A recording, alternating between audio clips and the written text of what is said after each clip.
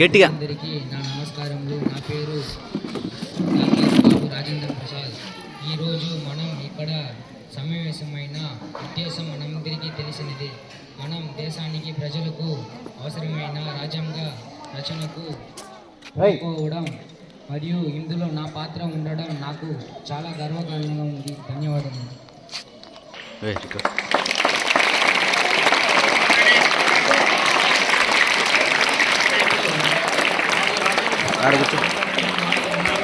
Next మహిళల్లో నుంచి శ్రీమతి సరోజిని నాయుడు గారు తన యొక్క ప్రసంగాన్ని ఇవ్వబోతున్నారు. ఇప్పుడు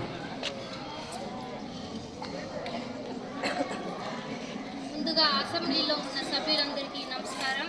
నా పేరు సరోజిని నాయుడు. ఈరోజు మన దేశ చరిత్రలో ఒక గొప్ప గట్టిగా చెప్పు.